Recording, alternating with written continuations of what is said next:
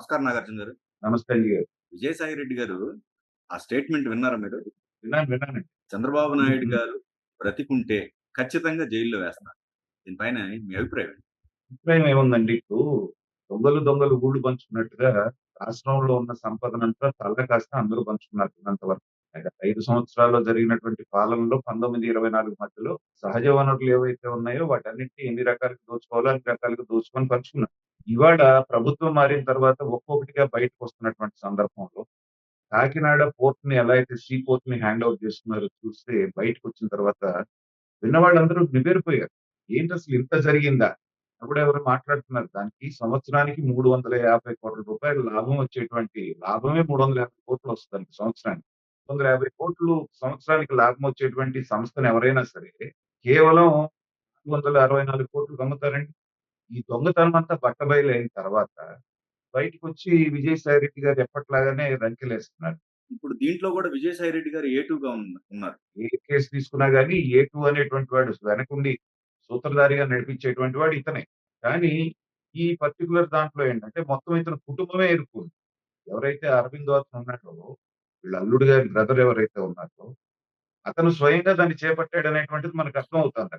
So, అలాంటి సందర్భంలో మొత్తం గూడా దొంగతనం అంతా బట్టబయలైన తర్వాత ఏ రకంగా దోచుకున్నారు, ఏ రకంగా వాళ్ళని బెదిరించారు, ఏ రకంగా వాళ్ళని లొంగదీస్తున్నారని తెలిసిన తర్వాత దాన్ని కప్పిపుచ్చుకోవడానికి చేసేటువంటి బుకాయి. ఓకే. విజయసాయి మొత్తం మాట్లాడినటువంటి దాన్ని ఎపిసోడ్ అంతా, ఆ ఇంటర్వ్యూ అంతా చూస్తే ప్రెస్ మీటు 2 విషయాలు అతని మీద ఫోకస్ పెట్టాడండి. ఒకటి, చంద్రబాబు నాయుడుకి నాయకత్వ లక్షణాలు లేవు. చంద్రబాబు నాయుడుకి డెసిషన్ మేకింగ్ అనేటువంటిది పోయింది. కాబట్టి మీరందరూ గూడా వేరే నాయకుడిని వెతుక్కోండి. ఇది చెప్పటం అంటే అది ఎంత ప్రమాదకరమైన విషయం అండి.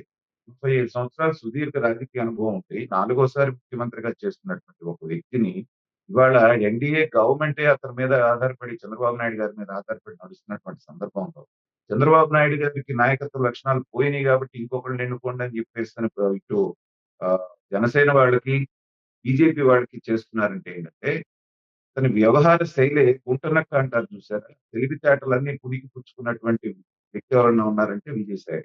ఈ గుంటనక్క తెలివితేటలతోటే ఆ జగన్మోహన్ రెడ్డి అవినీతి సామ్రాజ్యాన్ని ఇప్పటి ముప్పటిగా విస్తరించి, చివరికి అతను 16 నెలలు జైల్‌లో ఉండాల్సిన పరిస్థితికి ఇచ్చినటువంటి వాడు మనాడు.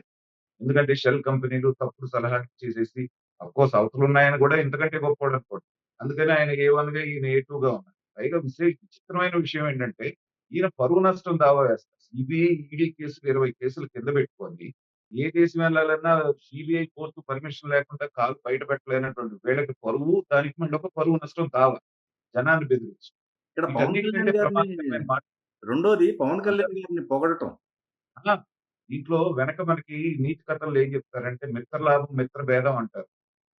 స దీన్ని సాధించాలి అంటే ఏంటంటే, బాగా ఉన్నటువంటి మిత్రుల మధ్యన గనక తేడా పెట్టేస్తే, గొడవ పెట్టేస్తే మన పని అయిపోతుందంటారు. సో, అలాగా మిత్రభేదం అనేటువంటి ఫార్ములాని మనాడు ప్రయోగించడానికి చూస్తున్నాడు. సో, వాళ్ళ ఉద్దేశ్యం ఏంటంటే కూటమి అనేది బద్దలవ్వాలి. పవన్ కళ్యాణ్ నేను ముఖ్యమంత్రి అవ్వాలనేటువంటి ఉద్దేశంతోటి చంద్రబాబు నాయుడు గారి మీద ఏదన్నా జేయాలి. బీజేపీ దాన్ని వెనకాల నుండి ప్రోత్సహించాలి అనేటువంటిది ఇండైరెక్ట్‌గా అతను ఇస్తున్నటువంటి సంకేతం. కానీ ఎక్కువ చెప్పాలంటే పవన్ కళ్యాణ్ అనేటువంటి వ్యక్తి రాజకీయాల్లోకొచ్చి కొద్ది కాలమే అయినా, వీళ్ళందరికంటే రాటుదేలిపోయాడన్న విషయం అతను మర్చిపోతున్నాడు. నిజంగా రాజకీయం గనక తెలియని వ్యక్తి అయితే నాకు 40 సీట్లు కావాలనేవాడు. 24 సీట్లకు తను తగ్గించుకొని, అవసరమైతే ఇంకో 3 తగ్గించుకొని 100% స్ట్రైక్ రేట్‌తో వచ్చాడు చూసారా? రోజునే పవన్ కళ్యాణ్ రాజకీయ నాయకుడిగా పరిణితి సాధించాడనేటువంటిది అందరికి అర్థమైంది. అలాంటి పరిస్థితుల్లో ఇతనేదో ఆయన్ని పొగిడితే, ఆయనేదో పొంగిపోయి చంద్రబాబు నాయుడు గారితో పెట్టుకుంటాడు అనుకోవటం అనేది మాత్రం ఇతని అజ్ఞానం. తర్వాత ఇంకోటిదండి అందరం ఖండించదగ్గ విషయం ఏంటంటే, చంద్రబాబు నాయుడు చెప్పినది గుర్తుపెట్టుకో, మళ్ళీ మేమే వస్తాం.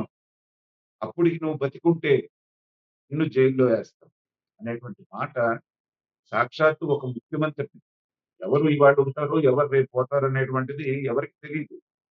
ఈ 4.5 సంవత్సరాలు జగన్మోహన్ రెడ్డి లేకపోతే విజయసాయి రెడ్డి బయటుంటాడనేటువంటి గ్యారంటీ ఏమన్నా ఉందా? వీళ్ళకున్నటువంటి కేసుల దృష్ట్యా? ఏదో ఒక కేసులో శిక్ష పడటం ఖాయం. వీళ్ళ రాజకీయ భవిష్యత్తు అనేటువంటిది భూస్థాపితం అవ్వడం ఖాయం. అలాంటి వాడు ముఖ్యమంత్రిని పట్టుకొని, "నువ్వు బతికుంటే నీ అంతు చూస్తా" అని మాట్లాడుతున్నాడు అంటే, నిజంగా ఆశ్చర్యకరమైన విషయం ఏంటంటే, దీని మీద తెలుగుదేశం వాళ్ళు పెద్దగా స్పందించకపోవడం. ఎవరో నామకే వస్తే టీవీ డిబేట్‌లోను అక్కడ ఇక్కడ మాట్లాడుతున్నారే గాని, అసల ఎంతగా ఖండించాల్సినటువంటి విషయం ఇది. అతను చేస్తున్నటువంటి కుయుక్తి రాష్ట్రానికి ప్రతిసారి వీళ్ళు చేసినటువంటిది నాశనమే గదా! వైజాగ్‌నంతా నాశనం చేశారు. రిషికొండకు గుండు కొట్టిచ్చారు. బీచ్‌ని ఆక్రమించడానికి ట్రై చేశారు. కూతురు పేరు మీద పెట్టి హోటల్ కట్టడానికి. ఇంత విధ్వంసం చేసిన వాడు నోటికొచ్చినట్టు మాట్లాడుతూ ఉంటే, ఖచ్చితంగా నిన్న మాట్లాడినటువంటి మాట మీద పోలీసులు ఇవ్వాలి. తెలుగుదేశం వాళ్ళు ఎవరో ఒకళ్ళు కేస్ పెట్టాలి. ఇలాంటివేమీ లేకుండా, ఇలాంటి వాళ్ళందరినీ స్పేర్ చేయటం వల్లనే వాడికి ఇక్కడి దాకా కొమ్ములొచ్చినియి. గత 5 సంవత్సరాల్లో అధికారం లేనప్పుడు వాళ్ళని విచ్చలవిడిగా వదిలేశారు కాబట్టే వాళ్ళు అధికారంలోకొచ్చిన తర్వాత వాళ్ళు ఇష్టారాజ్యంగా చేస్తున్నారు రాష్ట్రాన్ని. కాబట్టి అలాంటి పొరపాటు మరొకసారి జరగకుండా ఉండాలి అంటే, ప్రభుత్వం గూడా ఇలాంటి వాటిని ఉపేక్షించకూడదు. తర్వాత విజయసాయి రెడ్డి చెప్పినంత మాత్రాన ప్రజలు నమ్మేస్తారని, ప్రజలు చంద్రబాబు నాయుడు ఓడిస్తాడు అనుకోవటం ఏంటంటే వీళ్ళు భ్రమలో ఉండటమే. గతంలో చెప్పారు కదా! పింక్ డైమండ్ అన్నారు. ఇంకోటన్నారు. అనేకమైన విషయాలు చెప్పారు. ప్రజలు నమ్మారా? వీళ్ళని 11 సీట్లకు పరిమితం చేశారు. కాబట్టి ఇలా మాట్లాడేటువంటి వాళ్ళ పట్ల తెలుగుదేశం పార్టీ, ప్రభుత్వం గూడా అప్రమత్తంగా ఉండాలి. వీళ్ళు చేసేటువంటి తప్పుడు పనులు, తప్పుడు మాటలు ఎప్పటికప్పుడు ఖండిస్తూ ఉండాలి. లైన్ దాటి మాట్లాడితే కేసులు పెట్టి లోపలేయాలి. ఎందుకంటే ఈ పందాగానికి అనుసరించకపోతే ప్రజాస్వామ్యానికే వీళ్ళు మచ్చ తెచ్చి తర్వాత వాళ్ళకి ఒక దీనిలాగా విషవృక్షంలాగా తయారవుతున్నారు. వీళ్ళని మొగ్గలోనే తుంచేయాల్సినటువంటి బాధ్యత ఉందనేటువంటిదైతే నా అభిప్రాయం అండి.